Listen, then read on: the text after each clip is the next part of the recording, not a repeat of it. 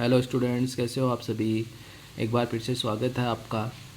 आज अपन important topic urinary catheterization के बारे में डिस्कशन करेंगे।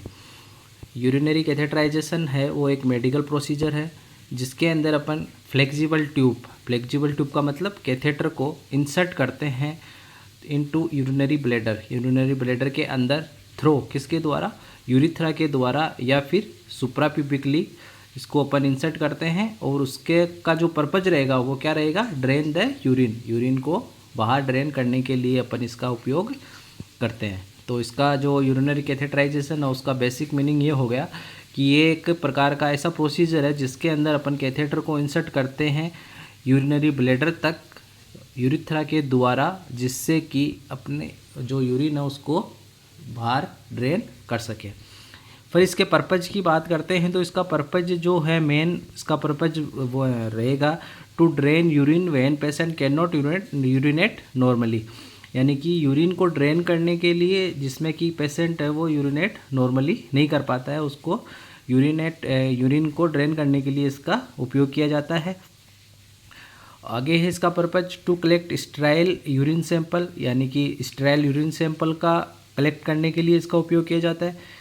और किसी भी प्रकार का सर्जिकल प्रोसीजर कर रहे हैं तो उसके दौरान अपन इसका उपयोग कर सकते हैं। और in case of urinary retention, incontinence और ऑब्स्ट्रक्शन के टाइम पे भी अपन यूरिनरी कैथेटराइजेशन का उपयोग करते हैं। टू मॉनिटर यूरिन आउटपुट, यानी कि यूरिन आउटपुट के मॉनिटर के लिए भी अपन इसका उपयोग करते हैं। इन क्रिटिकल इल पेशेंट के अंदर इसका उपयोग करते हैं, जैसे शोक का है, क्रोनिक किडनी डिजीज़ का पेशेंट है, उनके अंदर इसका उपयोग यूरिन आउटपुट को चेक करने में करते हैं। फिर नेक्स्ट अपन बात करते हैं कैथेटर की साइज़ की। तो कौन से साइज़ का कैथेटर अपन किस में यूज करते हैं, तो 6 से 10 फ्रेंच का जो कैथेटर है वो अपन पेडियाट्रिक्स में यूज में लेते हैं। और 12 से 14 जो फ्रेंच का कैथेटर है वो अपन फीमेल्स में यूज में लेते हैं। और जो 14 से 16 फ्रेंच का जो कैथेटर है उसको अपन एडल्ट मेल में काम में लेते हैं। और 20 से 24 फ्रेंच का जो कैथेटर है उसको अपन इरिगेशन के काम में लेते हैं। अब अपन देखते हैं फ्रेंच है वो 1 mm है, उसके अंदर 0.33 फ्रेंच होते हैं। ठीक है, ये भी क्वेश्चन पूछा गया था, इसको भी ध्यान में रखना। फिर अपन कलर कोडिंग की बात करते हैं। यूरिनरी कैथेटराइजेशन जो कैथेटर है उसके कलर कोडिंग की बात करते हैं। तो कलर कोडिंग में सबसे पहले अपन कलर देखेंगे, उसके बाद उसकी फ्रेंच की साइज़ देखेंगे। तो जो ग्रीन कलर का होता है उसकी फ्रेंच की साइज़ 6 होती है, जो ब्लू कलर का होता है उसकी फ्रेंच की साइज़ 8 होती है, और जो ब्लैक कलर का होता है उसकी फ्रेंच साइज़ होती है 10, और जो वाइट कलर का होता है उसकी फ्रेंच साइज़ होती है 12, और जो डार्क ग्रीन है उसकी फ्रेंच साइज़ होती है 14, और जो ऑरेंज कलर का है उसकी फ्रेंच साइज़ होती है 16, और जो रेड कलर का है उसकी होती है 18, और जो येलो कलर है उसकी होती है 20। ये आपके कलर कोडिंग है कैथेटर के और उसका फ्रेंच साइज़ है। आपको पूछ सकता है कि 16 फ्रेंच का जो कैथेटर है वो किस कलर का होता है, या फिर 18 नंबर का है वो किस कलर का होता है, तो इसको भी आपको ध्यान में रखना है। फिर नेक्स्ट अपन इसमें देखते हैं जो पार्ट्स ऑफ फोलिस कैथेटर, यानी कि मैंने ये डायग्राम बनाया है ये फोलिस कैथेटर का है। तो इसके फोलिस कैथेटर के क्या क्या पार्ट्स होते हैं, तो इसमें एक तो balloon inflate to keep catheter in place, यानी कि बैलून को इन्फ्लेट करने के लिए जो इसमें जो पाया जाता है बैलून पाया जाता है, एक ड्रेनेज लूमेन पाया जाता है जिससे अपन यूरिन को बाहर निकालते हैं, एक बैलून लूमेन पाया जाता है। बैलून लूमेन में का यूज अपन जो बैलून है उसको इन्फ्लेट करने के लिए काम में लेते हैं। एक जो 3 वे कैथेटर जो होते हैं उनके अंदर एक लूमेन पाया जाता है इरिगेशन लूमेन, जिसका अपन यूज करते हैं इरिगेशन के टाइम पे, जिसको अपन 3 में लूमेन कहते हैं। ठीक है, ये इसका स्ट्रक्चर है, ये कैथेटर की टिप है, ये बैलून है, और ये जो कैथेटर है उसकी ट्यूब है, और ये बैलून इन्फ्लेट है इसके है। इस पर ही जो बैलून का जो इन्फ्लेट करने का जो पोर्ट होता है उस पर ही एक कलर कोडिंग बनी हुई होती है। और ये है यूरिन बैग को अटैच करके उसको यूरिन बैग को लगाने का जो पोर्ट है। ये है आपका फोलिस कैथेटर का स्ट्रक्चर। फिर अपन इसके प्रोसीजर की बात करते हैं। तो सबसे पहले अपन क्या करते हैं प्रोसीजर, इसमें सबसे पहले अपन तो पेशेंट को एक्सप्लेन करते हैं प्रोसीजर को, और फिर अपन पेशेंट के द्वारा कंसेंट लेते हैं, और फिर अपन को स्टेराइल सप्लाई को अपनानी है, और फिर अपन असेप्टिक टेक्निक का यूज करना है। और फोलिस कैथेटर जितने भी जो इक्विपमेंट है जो कैथेटराइजेशन में काम आते हैं, स्टेराइल ग्लव्स है, लुब्रिकेंट्स है, एंटीसेप्टिक सॉल्यूशन है, सिरिंज है 10 ml की विथ स्टेराइल वाटर, जो कि अपन को किसके काम आते हैं, बैलून को इन्फ्लेट करने के काम आते हैं। फिर अपन स्टेप्स में बात करें तो सबसे पहले अपन हैंड वॉशिंग करेंगे। हैंड वॉशिंग करने के बाद अपन जो स्टेराइल ग्लव्स है उसको वियर करेंगे। उसके बाद पोजीशन की बात करते हैं तो पोजीशन मेल है उसके अंदर सुपाइन पोजीशन देते हैं, लेग है वो स्लाइटली अपार्ट होते हैं।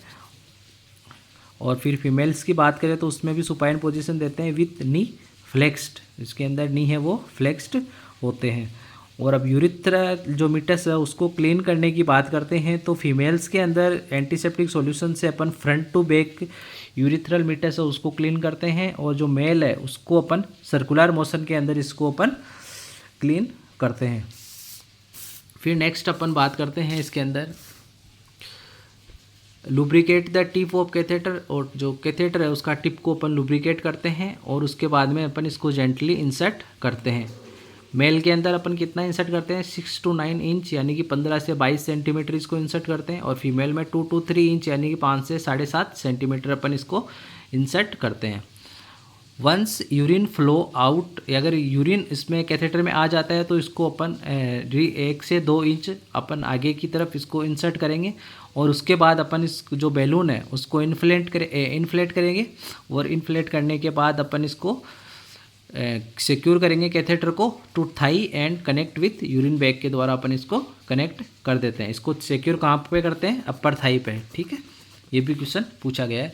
फिर नेक्स्ट अपन बात करते हैं सुप्राफिविक कैथेटर के बारे में। तो सुप्राफिविक कैथेटर है इसको अपन डायरेक्टली ब्लैडर के अंदर है वो इंसर्ट करते हैं वाया एब्डोमिनल वाल के द्वारा। जो इसको अपन यूज में लेते हैं स्टेराइल यूरिन सैंपल को कलेक्ट करने के लिए, और इसको लॉन्ग टर्म यूज के लिए है वो सुप्राफिविक कैथेटर का यूज करते हैं। फिर आता है कंडोम कैथेटर, इसको एक्सटर्नली यूज करते हैं मोस्टली। इसको इनकॉन्टिनेंस के जो पेशेंट है, ओल्ड मेल जो पेशेंट है उनके अंदर इनका उपयोग करते हैं। मोस्टली इनकॉन्टिनेंस के पेशेंट में इसका उपयोग करते हैं। फिर अपन यूरिनरी कैथेटराइजेशन के कॉम्प्लिकेशंस की बात करें तो कॉम्प्लिकेशन में यूरिनरी ट्रैक्ट इन्फेक्शन जो कि मोस्ट कॉमन कॉम्प्लिकेशन है, और यही यूटीआई ही most common hospital acquired infection भी है। यूरिथ्रल इंजरी या ट्रोमा है, ब्लैडर में स्पाज्म होना और हिमेचूरिया का होना, ये सारे इसके कॉम्प्लिकेशन है। फिर नेक्स्ट अपन बात करते हैं नर्सिंग रेस्पॉन्सिबिलिटी की। तो नर्सिंग रेस्पॉन्सिबिलिटी में सबसे पहले है मेंटेन करना है अपने को असेप्टिक टेक्निक ड्यूरिंग इंसर्शन, यानी कि कैथेटर को इंसर्ट कर रहे हैं तो अपने को असेप्टिक टेक्निक है उसका अपने को फॉलो करना है, और इंश्योर करना है ड्रेनेज बैग है जो कि बिलो ब्लैडर लेवल से नीचे होना चाहिए। मॉनिटर करना है यूरिन आउटपुट को या फिर उसके कलर को, और किसी भी प्रकार के इन्फेक्शन के साइन को अपने को मॉनिटर करना है, और परफॉर्म करना है रूटीन कैथेटर केयर को अपने को परफॉर्म करना है। फिर नेक्स्ट आता है अपने इसमें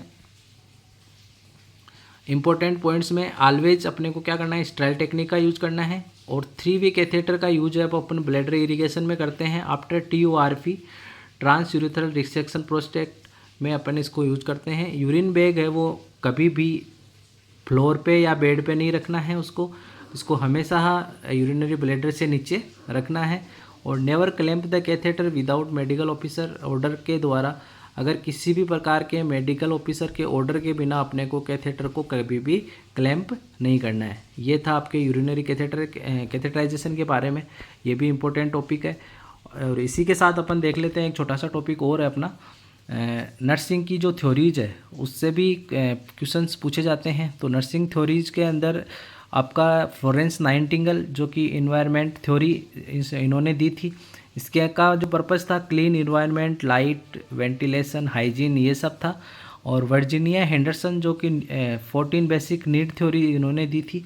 ओरम्स ने सेल्फ केयर डेफिसिट थ्योरी दी थी, और जो हेल्जेट पेपल्यू है उन्होंने विंटर पर्सनल थ्योरी दी थी, और जीन वॉटसन है उन्होंने थ्योरी ऑफ ह्यूमन केयरिंग दी थी, और सिस्टर कैलिस्टा रॉय ने अडेप्टेशन मॉडल दिया था, और बेटी न्यूमांस ने सिस्टम मॉडल दिया था, और मार्था रोगर्स ने science of unitary human being के बारे में इन्होंने बताया था। तो ये कुछ इम्पोर्टेंट थ्योरीज थी, इसको भी अपन आपको ध्यान में रखना है, ये भी इम्पोर्टेंट है। अगर कंटेंट अच्छा लगा हो तो वीडियो को शेयर करना ना भूलें और चैनल को सब्सक्राइब करना। Thank you.